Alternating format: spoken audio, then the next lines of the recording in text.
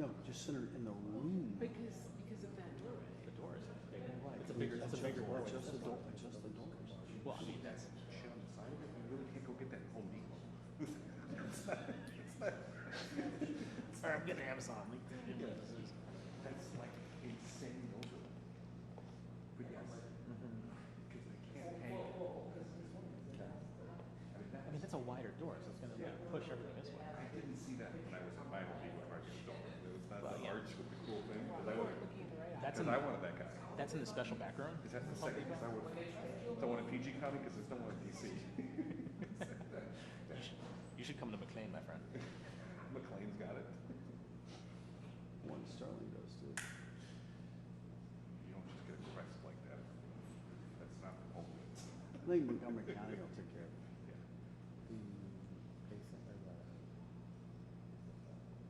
How about that chandelier would block the visual effect of the fireplace from my house?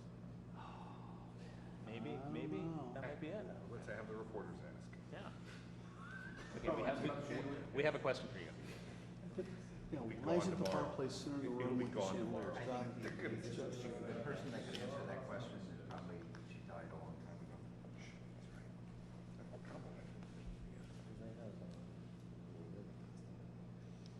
God, the weather is nice in here in the wintertime. Oh, what? Yeah. Yeah. You ever toured the houses in Rothschild? Like the Baron, the Robert Baron houses? Oh, they're nice.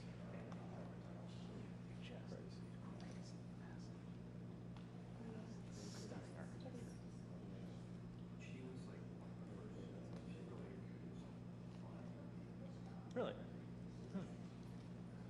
Who was this? Marjorie Merriweather Post. Mm. Gave away great sums of money. Yeah.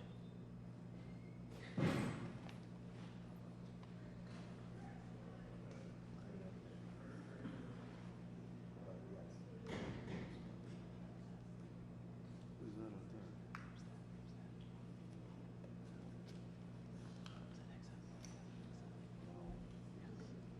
There are three toe marks.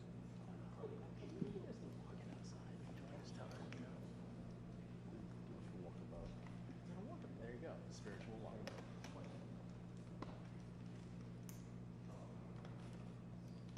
There's no agents there.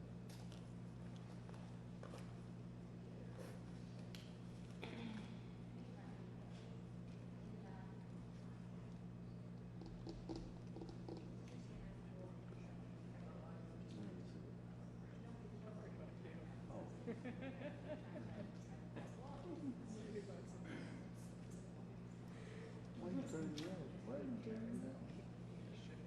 Ooh, ooh.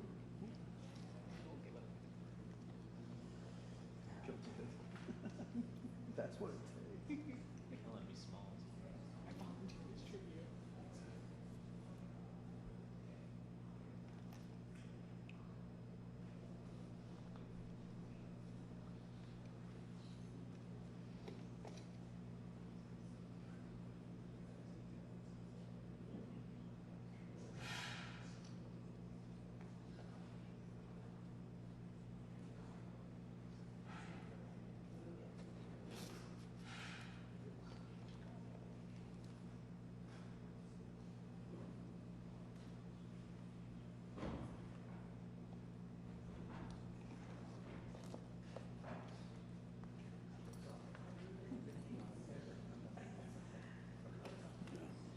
No,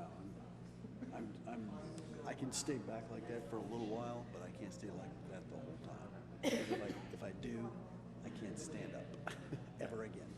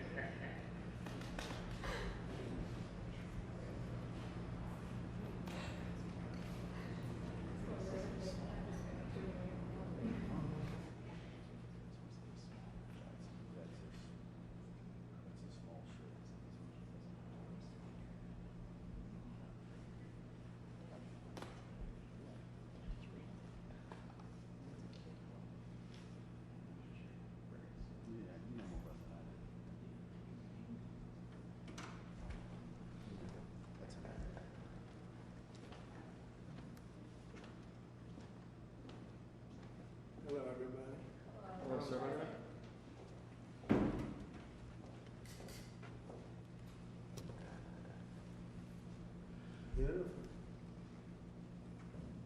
Wow, it's beautiful. It's the first renderings of what we're doing. So I want to wish everybody a big hello and Merry Christmas and welcome to Mar-a-Lago for this exciting announcement of the new Golden Fleet. We're calling it the Golden Fleet that we're building for the United States Navy. As you know, we're desperately in need of ships. Our ships are, some of them have gotten old and tired and obsolete, and we're going to go the exact opposite direction. We're delighted to be joined by Secretary of War Pete Hegseth, who's doing a fantastic job, and Secretary of the Navy, John Phelan. Marco Rubio is here, who gave a great few words toward the end of last week. He spoke for a couple of hours on what a good job we're doing, which is true. As Commander-in-Chief, it's my great honor to announce that I have approved a plan for the Navy to begin the construction of two brand new, very large, largest we've ever built, battleships. You know, you used to build the Iowa, the Missouri, the Wisconsin, the Alabama, many others. We had big battleships. These are bigger, but they will have 100 times the, they'll be 100 times the force, the power, and there's never been anything like these ships. These have been under design consideration for a long time, and it started with me in my first term, because I said, why aren't we doing battleships like we used to? And these are the best in the world. They'll be the fastest, the biggest, and by far 100 times more powerful than any battleship ever built. So if you look at the Iowa, the Missouri, Wisconsin, Alabama, and others, but they were similar in size, some a little bit bigger than the others, but if you take the biggest one, it's 100 times more powerful. They're longer by a little bit, but and they're bigger ships, but they hold much more. They use the word lethality. Battleships are the largest, sturdiest, and most heavily armed vessel built specifically for naval combat. While America has built many new warships over the years, they've tended to be smaller, much smaller, and not conducive to where we are and where we're going, and peace through strength. But including, we've been building aircraft carriers. We're going to be upping that also. We're going to be going to a superior aircraft. We have the Ford class. We're going to be upping that to a different class of aircraft carrier. And we haven't built a battleship since 1994. These cutting-edge vessels will be some of the most lethal surface warfare ships. It will be actually the most ever built other than our submarines. We have submarines which will have, in many ways, even more lethality, and we have many of them under construction. Each one of these will be the largest battleship in the history of our country, the largest battleship in the history of the world ever built. And again, it's 100 times more powerful than the previous Iowa class, it's called. Those are the big ones that you'd see on a show. Victory at Sea. I don't know if anyone's seen Victory at Sea, but it was a classic. They'll help maintain American military supremacy, revive the American shipbuilding industry, and inspire fear in America's enemies all over the world. We want respect. We're going to have it. We already have it. We're more respected now than we ever were. A year and a half ago, they laughed at us. Now they respect us again at levels that they've never respected us. We envision that these two ships, we're talking about 10, but we're going to start with 2, and we're going to quickly morph into 10. And ultimately, we think it's going to be anywhere from 20 to 25 of these. But we're starting with the first 2 immediately, and we're going to then be very quickly involved with, I think, we're going to do another 8. And then we're going to ultimately, and pretty quickly, have a total of about 20 to 25. We'll make that determination. We envision that these ships will be the first of a whole new class of battleships to be produced in the years to come. From Theodore Roosevelt, the Great White Fleet, you remember that, the Great White Fleet, to the legendary USS Missouri, whose massive guns helped win World War II. America's battleships have always been unmistakable symbols of national power. We stopped making them for whatever reason, I don't know. And I want to congratulate John Thalen, who is your secretary of the Navy. He came to me the first day we met. He talked about battleships, and I said, "You're absolutely on the right track." He said, "Why are we doing other things? We have missiles, which are much more expensive." By the way, these battleships have tremendous numbers of missiles, but they also have guns.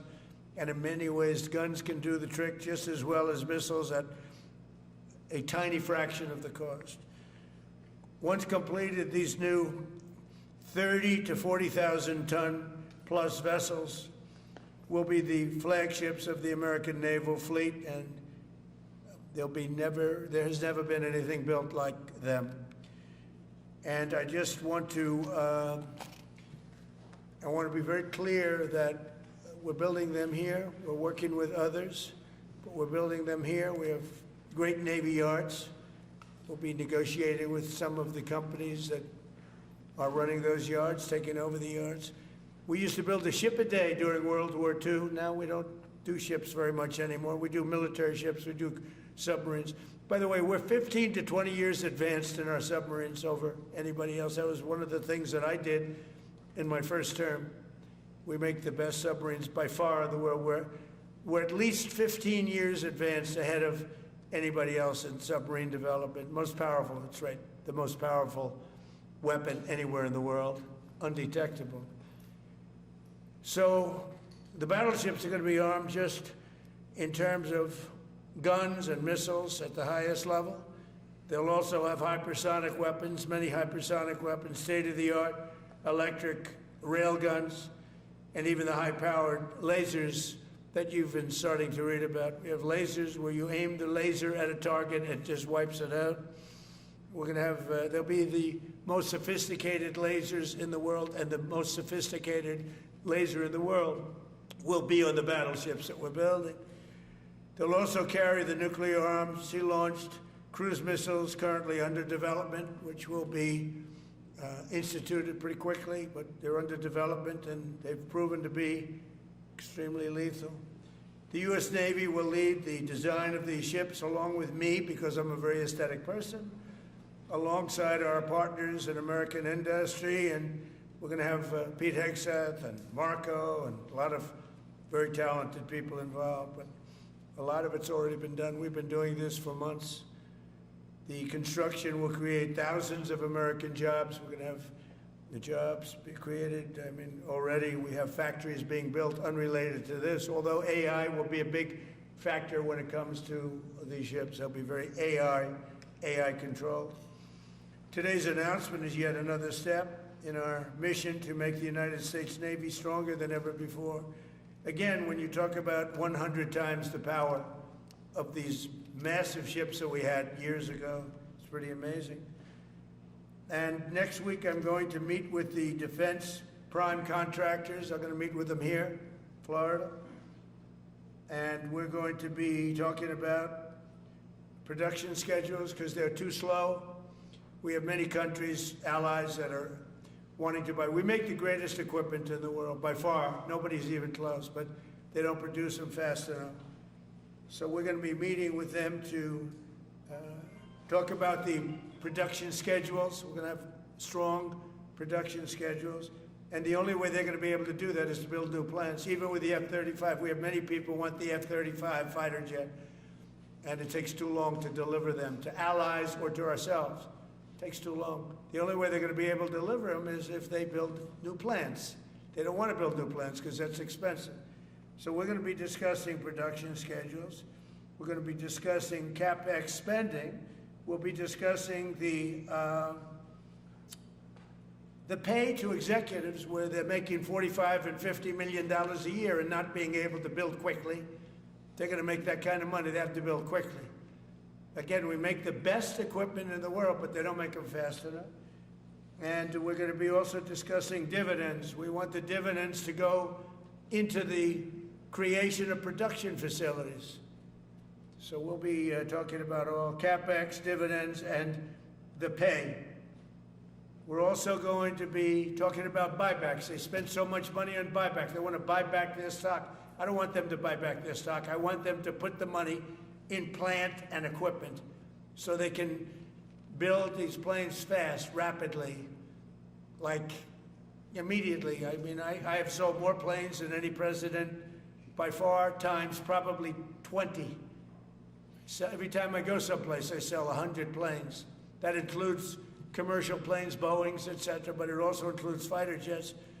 And I'm always having to say 5 years, 6 years, 7 years, helicopters, Apache helicopters, many years. India bought them. They want to get them. They don't want to wait a long time.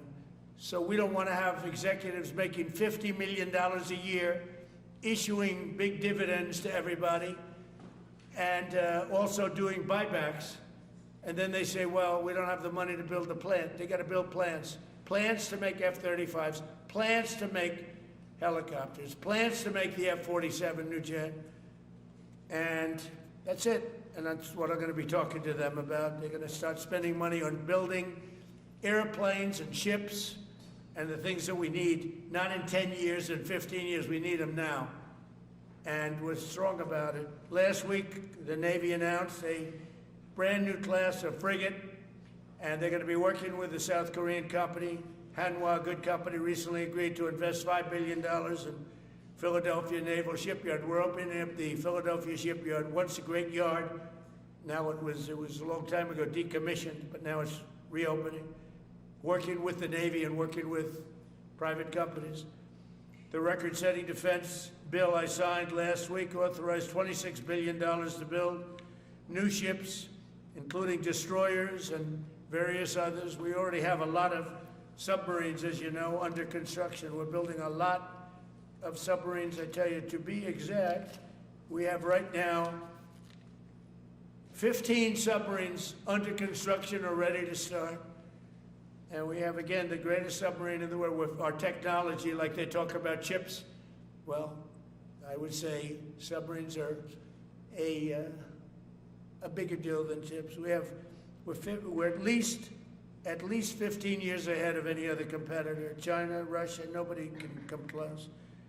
We're also building right now 3 large aircraft carriers in addition to the ones we have. And we have, actually, interestingly, we have a lot of submarines. How many submarines do we have now altogether, approximately? Huh? What? Over 30. We have over 30. But these are the super duper subs, and there's nothing like them. So we're going to be doing from 12 to 15 brand new submarines. We have a couple of other things going on. We'll be building other elements of Navy.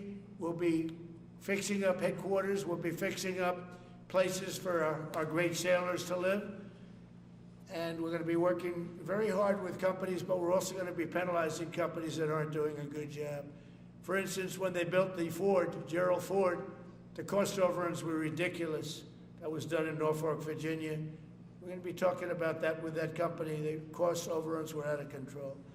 In World War II, the United States built upwards of 4 ships per day. Can you believe it? 4 ships a day, on average. And now there weren't all big warships, but there were ships, freighters, tankers. And it's a tragedy that we allowed this incredible capability to just go astray. We don't do that much anymore. We do build our warships, but that's about it. But that's a lot. We're going to restore America as a major shipbuilding power. We're going to ensure the USA is the most powerful fleet anywhere in the world, and long into the future, with battleships helping lead the way, and the submarines that, again, nobody competes with us on submarines. So I just want to thank everybody, and I'd like to ask Secretary Hegseth to say a few words, followed by the Secretary, but if you would, Secretary of the Navy. But Pete's doing a fantastic job. By the way, we have, drugs are down 96.2% coming into the United States. 92.6 by sea. And soon we'll be starting the same program on land. The land is much easier. But every one of those boats that we knocked out saved 25,000 lives. So we save 25,000 lives every time we knock out one of those boats with the drugs pouring in, and you just have to see it. I mean, people say, "Oh, gee, do you think it was really drugs?" Well, just take a look. Bags all over the place. That's not fishing equipment. There's no fishing rods on those boats. They move fast. When you see a boat with 4 engines or 5 engines on, going 40, 50 miles an hour, well, they get hit. We save 25,000 lives every single time we knock out a boat, and it's over 96% stopped by sea. We're trying to figure out who the other 4% are, frankly. And we're going to have the same success, but even quicker, because it's much easier on land. If they want to come by land, they're going to end up having a big problem. They're going to get blown to pieces, because we don't want our people poisoned. 300,000 people died, probably last year 300,000. A lot of people say it was 200. Somebody said last night, it was only 175,000 people. That's like 3 stadiums, big football stadiums filled up with people died. But I think the real number is 300,000. We're not going to have that anymore. So we're doing a great job, and we enjoy doing it. Our border is secure. Our country is strong. Trillions of dollars is coming into our country from other countries and companies.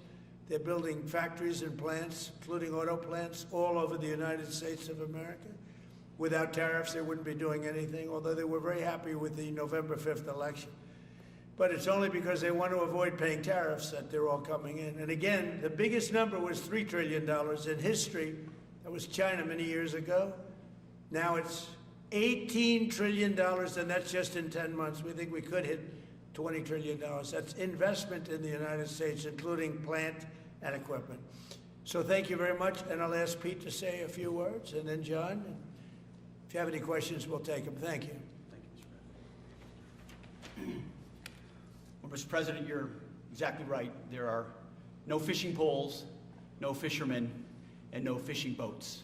Just drug dealers and narco-terrorists. And with every strike, we're saving American lives. No other president was willing to do real deterrence. That's exactly what's happening. It's an honor to be here, Mr. President, Mr. Secretary, Secretary Rubio, to talk about what peace through strength really looks like. You can talk about it, or you can invest in it, and you can build it. And that's exactly what President Trump is doing. At the Department of War, we're restoring the warrior ethos. In fact, the President mentioned the NDAA. We put into law merit-based. We put into law getting rid of DEI and political correctness. That's now part of how our military operates. And you've seen it in record recruiting in the spirit at the Department of War. We're rebuilding the military. President Trump did it once. He's doing again with historic investments today in shipbuilding. And we're reestablishing deterrence, whether that's at the border, whether it's through Golden Dome, what happened with Midnight Hammer and what Iran found out, those drug boats, and of course the Houthis opening up the shipping lanes. American strength is back on the world stage. And the announcement of the Golden Fleet, anchored by new battleships, the biggest and most lethal ever, accomplishes all 3 of those things and marks a generational commitment to American sea power. Across the entire department, we are developing new operational concepts, deploying cutting-edge technologies, and making major investments, including in our Navy. This is happening in all domains, including space, as the President has talked about before anyone else. So it's the highest of domains and the lowest of domains under sea, and especially today in sea power, that always has to be decisive, has been in the history of America, and will continue to be under the leadership of President Trump. We will make sure that anything that flows from our country and with our allies flows freely and uncontested. New and better ships will provide that deterrent today and for generations to come. This new class, these new investments, will be the types of things that for decades, for centuries, the American people will look back and thank President Trump for having the vision and the willingness to invest right now in capabilities we need today, tomorrow, and long into the future. So, Mr. President, thank you for this investment, and I'll hand it over now to the Navy Secretary.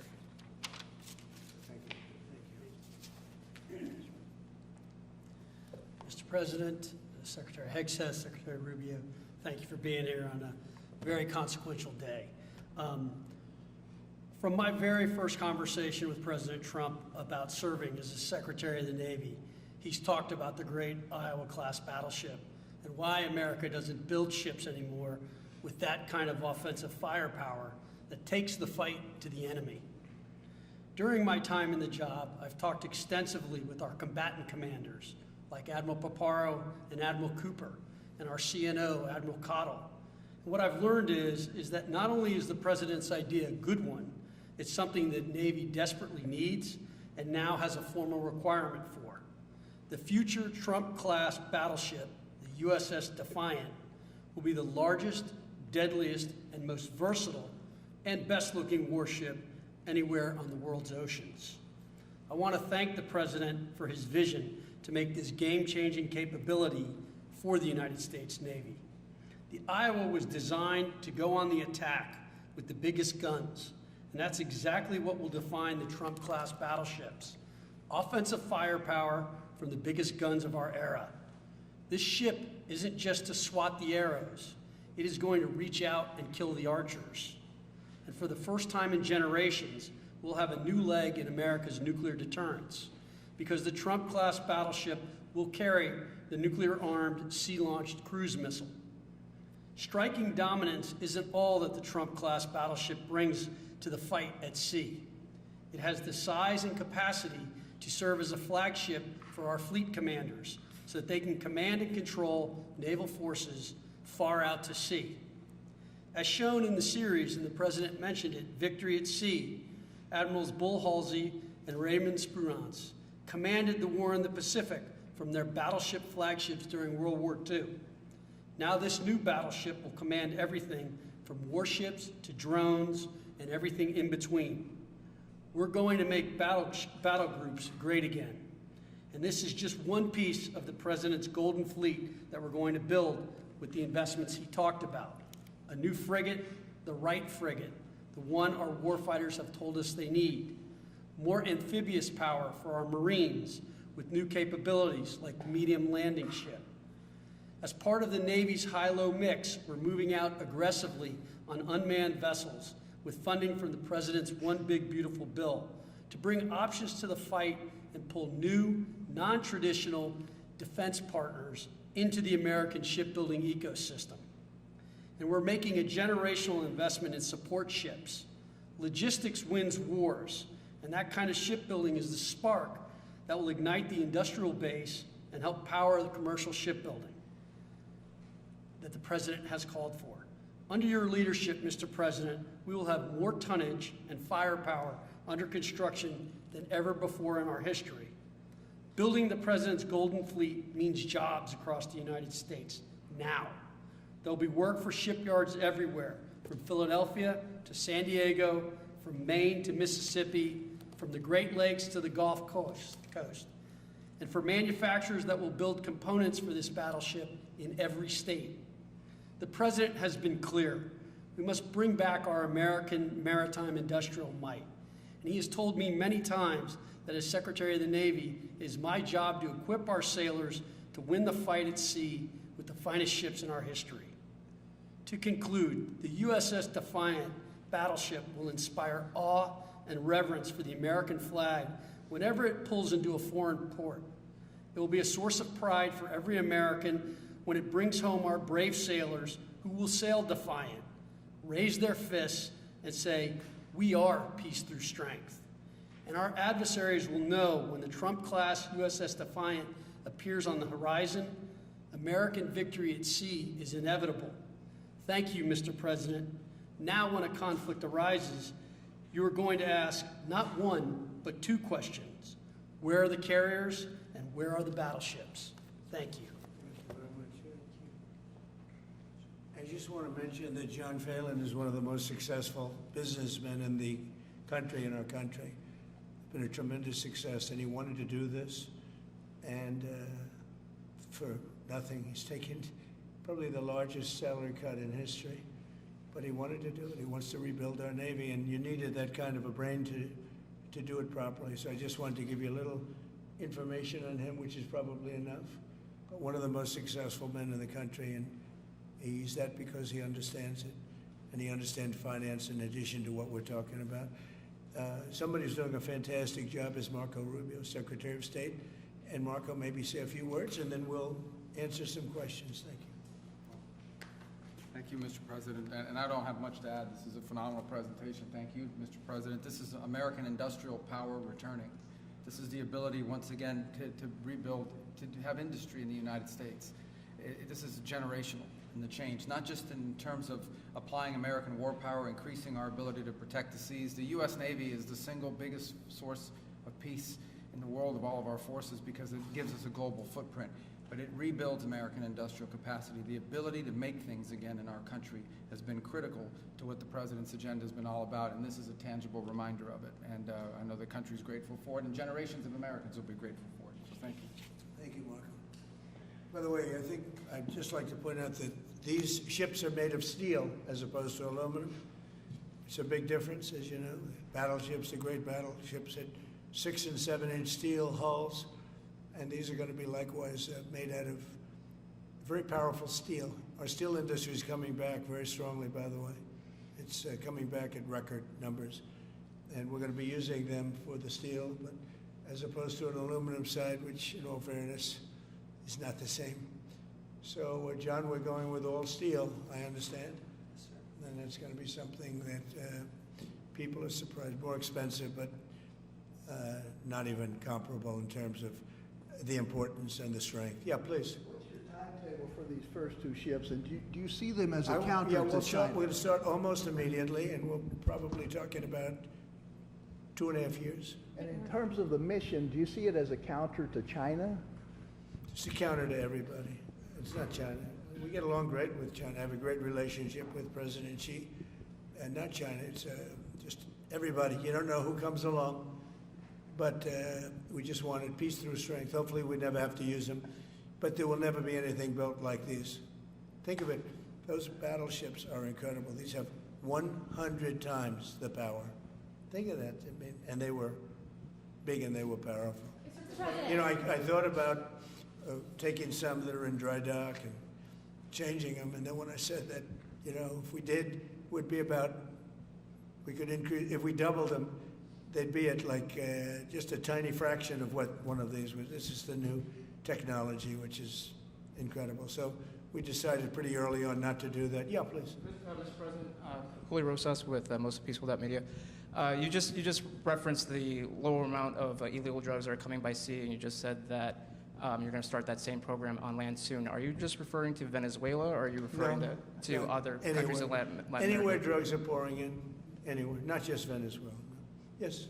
Speaking of Venezuela, oil, what are we going to do with the oil that we have? Going to do with what? The oil that has been seized. The United States seized 1.9 million barrels of oil on December 10th. We're going to keep it. We're keeping it. Where's it going? Are we going to sell it or put it in the strategic oil Maybe we'll sell reserve? it. Maybe we'll keep it.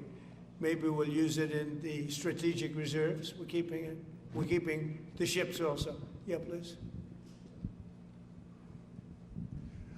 About Venezuela, sir, have you spoken to American oil companies that have had their assets seized about what a post-Maduro Yes. Venezuela would mean for them, of what coming back and restarting all operations? the big ones, yeah. I have. Yeah, please. Why do you feel like this initiative was neglected for so many years, and does this come amidst the rising tensions between the U.S. and Venezuela? We're talking about with Venezuela? Yes. Well, you had a different kind of a president before me. They didn't mind being ripped off. They didn't mind being robbed. They didn't mind drugs pouring into our country. They didn't mind the jails of Venezuela and Trinidad being emptied into the U.S., where they take over Colorado and other places. I do mind. So you had a different kind of a president. I hope people are enjoying it because we've never been respected more than we are now. Yeah, please. Thank you. Thank you, Mr. President. Were you surprised by the number of photos of Bill Clinton in the Epstein files?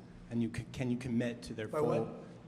And were you surprised by the number of photos of Bill Clinton in the Epstein files? And can you commit to their full release by the end of the year? Some of the victims were protesting that too many of them were redacted. I know there are a lot of people that are angry about all of the pictures of other people, you know, but I think it's terrible. Look, I like Bill Clinton. I've always gotten along with Bill Clinton. I've been nice to him. He's been nice to me. We've always gotten along. Respect him.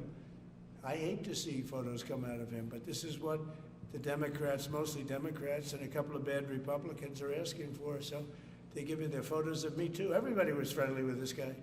either friendly or not friendly, but they, you know, he was around. He was all over Palm Beach and other places. The head of Harvard was his best friend, Larry Summers, and Bill Clinton was a friend of his. But everybody was.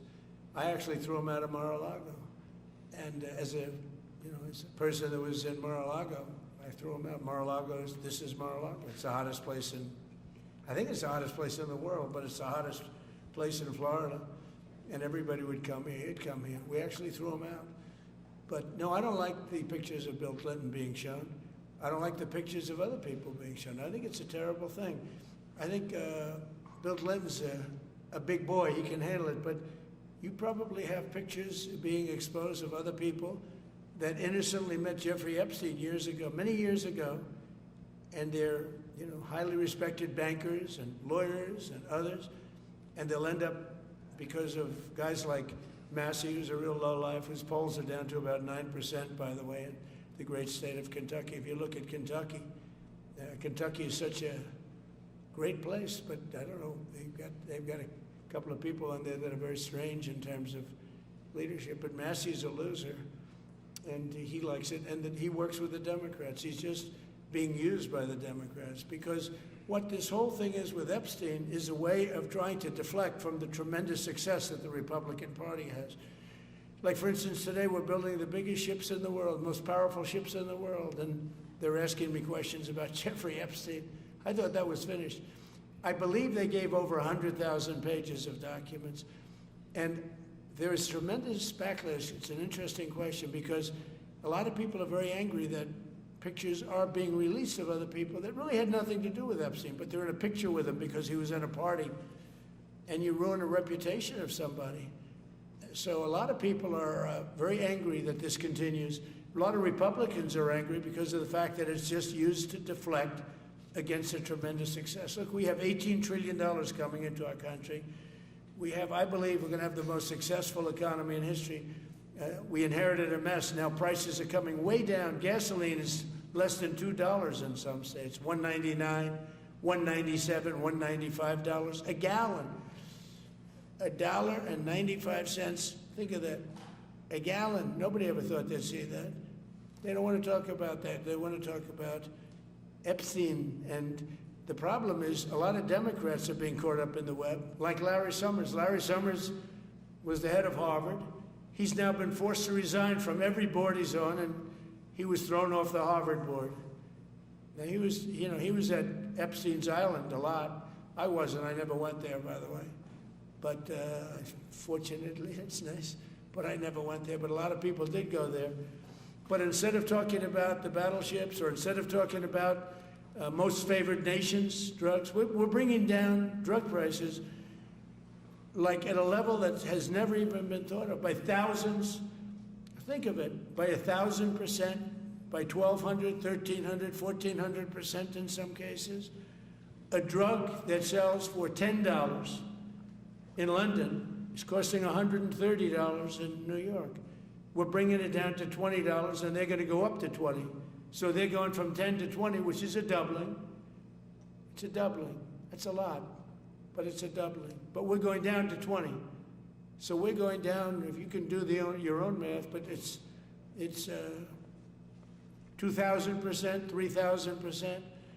It's pretty amazing. And you know, the New York Times had a story about it, a small story, way in the back of the paper. It's the single biggest thing to happen with respect to drugs probably in 50 years. It's never been anything like this.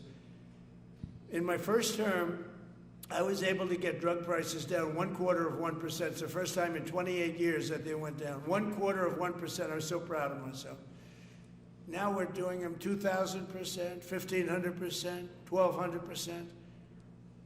That pill that sold for $130 will now be selling, as an example, for $20, because the rest of the world took advantage of us. Without tariffs, I could have never done it.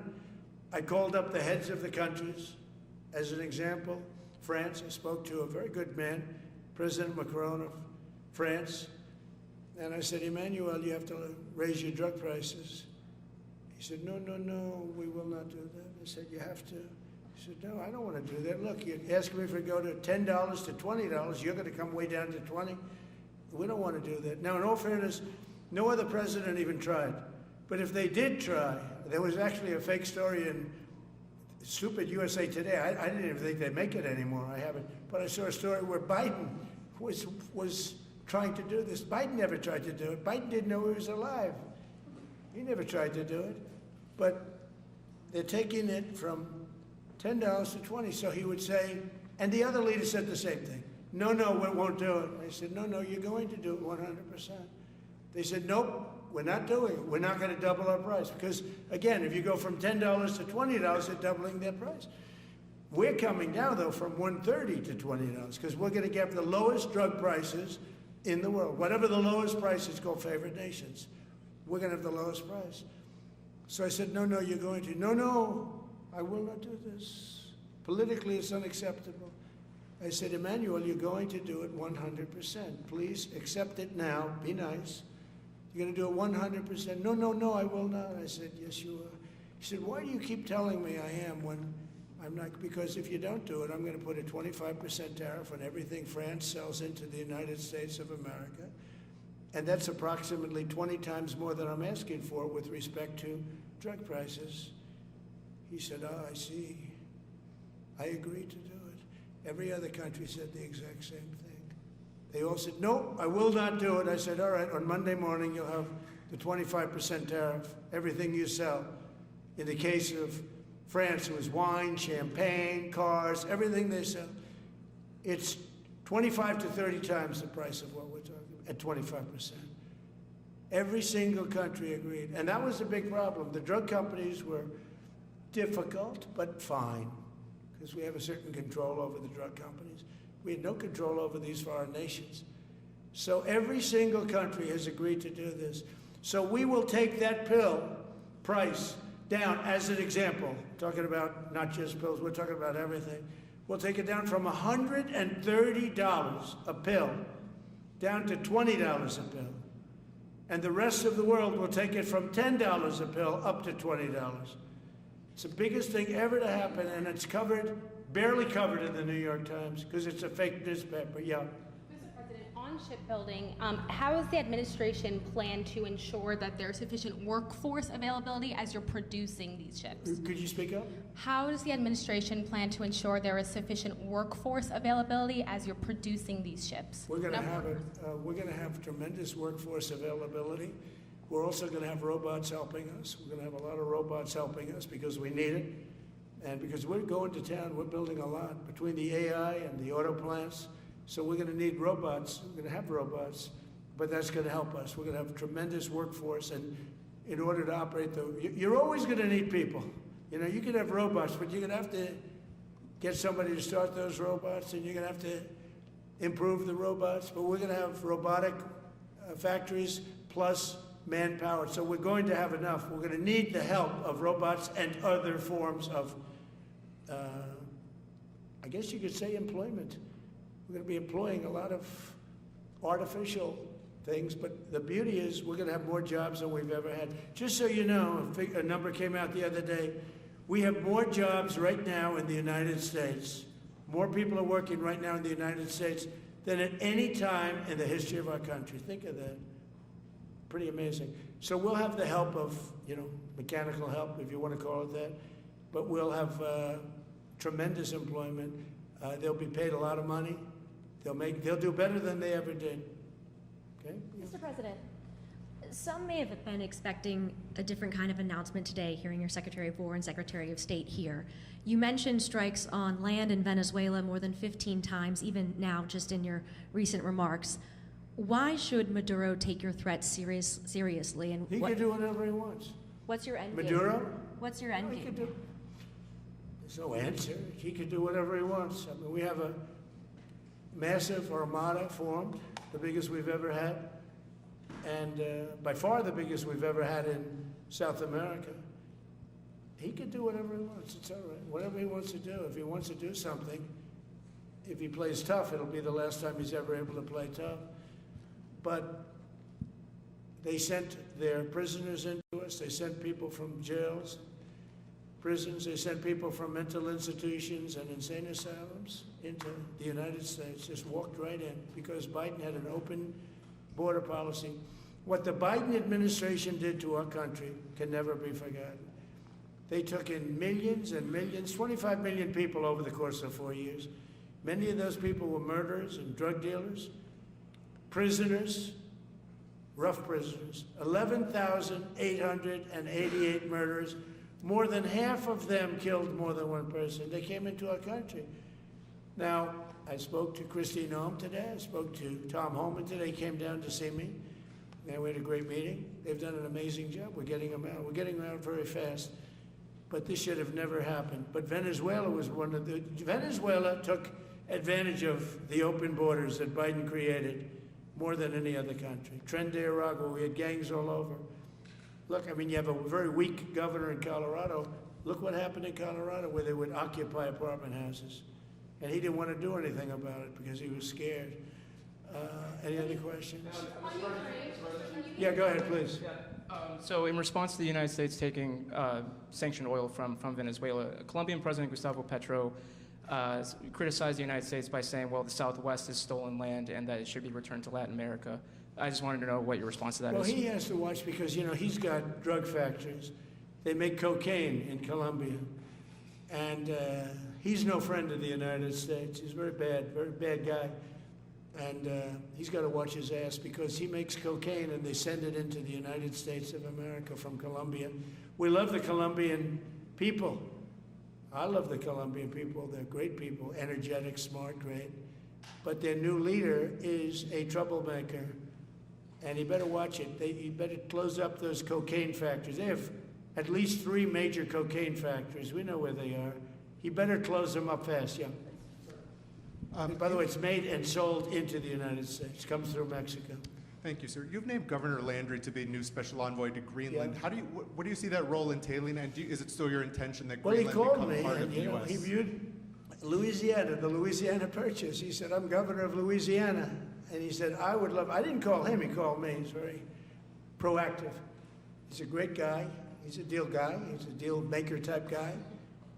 And we need it for national protection. We need Greenland for national protection. They have a very small population. And I don't know, they say Denmark, but Denmark has spent no money. They have no military protection. If they say that Denmark was there 300 years ago or something with a boat, well, we were there with boats too, I'm sure. So we'll have to work it all out. But he felt very strongly, we need it for we need Greenland for national security. Not for minerals. We have so many sites for minerals and oil and everything. We have more oil than any other country in the world. We need Greenland for national security. And if you take a look at Greenland, you look up and down the coast, you have Russian and Chinese ships all over the place. We need it for national security. We have to have it.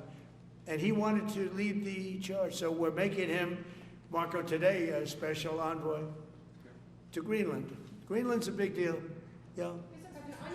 Can you give an update on the talks that took place this past weekend, and could a trilateral discussion of sort be the next step for Ukrainian, U.S., and Russian delegations? So the talks on Ukraine, Russia are going along. They lost, as you know, 27,000 soldiers last month, mostly soldiers, some people in Kiev, etc., but mostly soldiers. And the talks are going along. And I say that, you know, there's tremendous hatred between these two leaders, between President Putin, President Zelensky, tremendous hatred, and I hope we can get it done. We are talking, talks are going okay, but, you know, I've solved 8 wars, and Thailand is starting to shape up. You know, they started with Cambodia, they started up again, but I think, Marco, we have that in pretty good shape to have that stopped. So we stopped 8 wars, and I thought this would be in the middle of the pack, but maybe easy, but in the middle of the pack. But there's a lot of hatred between those two people, and when there's hatred, there's, you know. But we stopped one war 38 years, one war 35 years, one war was going on for 32 years. And we stopped, think of it, we stopped a potential nuclear war between Pakistan and India. And the head of Pakistan, highly respected general, he's a field marshal, and also the Prime Minister of Pakistan said, President Trump saved 10 million lives, maybe more, by getting that war. You know, 8 planes were shot down. That war was starting to rage. And he actually said the other day that President Trump saved 10 million lives, maybe more.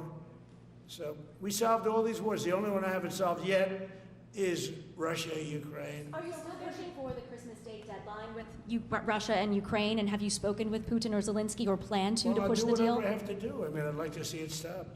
Look, we don't lose any money in that war anymore. You know, Biden gave $350 billion, and who knows what happened to it. We now sell missiles, planes, all of the best military equipment. We sell it to NATO. We got NATO to go from 2% GDP to 5%. Nobody believed that to this day. Nobody's going to write that, but nobody believed it. And they take that money and they pay it to the United States for weapons. So we sell weapons to NATO. We sell full price. We sell weapons to NATO, and NATO takes those weapons and probably distributes them, but gives a lot of them to Ukraine. So we don't lose any money like we did with Biden. He was spending money like a fool. He was a fool. What he did to our country is so horrible. But he gave $350 billion between cash, gave a lot of cash, $350 between cash and weapons. You remember at the beginning of that whole thing, I gave them javelins. Javelins are the anti-tank busters. And President Obama at the time gave them sheets. I gave them javelins. They gave them sheets. But you know, the bottom line is I think they're all tired of that war. Everyone's tired of that war. It's got to stop. Yeah, please. The U.S. was in active pursuit of a sanctioned oil tanker yesterday. Are you able to share what became of that tanker? Was the U.S. able to seize it? No, it's moving along, and we'll end up getting it. Yeah, we're actually pursuing it. Can you imagine? Because it came from the wrong location. It came out of Venezuela, and it was sanctioned. Yeah, please. Ultimate goal in Venezuela to force Maduro from power. Well, I think it probably would. I can't tell that. That's up to him what he wants to do. I think it would be smart for him to do that. But again, we're going to find out. Look, Venezuela did terrible things to the United States. They sent hundreds of thousands of people, millions of people into our open border. They sent their criminals, they sent their prisoners, they sent their drug dealers, they sent their mentally insane and incompetent people into our country more than any other country. Others did too. The Congo did. Others did too. And we just let them come right in because we were run by a stupid president. But you don't have a stupid president anymore. Mr. President, have you set up the meeting with the healthcare insurers just yet? And what are you hoping to get? How I'll are be you setting hoping it to up. lower I think costs? we're going to meet with the healthcare insurers, the insurance companies. So what I'm asking for in healthcare is very simple. Obamacare is a disaster. I call it the Unaffordable Care Act. Unaffordable as opposed to, it's unaffordable. They're going to have a tremendous increase in premiums, which is Obamacare, which is them, the Democrats' fault. They'll try and blame Republicans. It has nothing to do with us. It's the Democrats' fault. What I want to do is we spend hundreds of billions of dollars a year that go to insurance companies. I want that money to go to the people and let the people buy their own health care. And everybody loves it. It's become our issue. Now, before I do that, I'll meet with the insurance companies, just as I met with the drug companies. As you know, we're meeting with 4 other drug companies, Johnson & Johnson. But they've all agreed. We're meeting with them this week. It's coming up. It'll be a similar meeting. They've all agreed.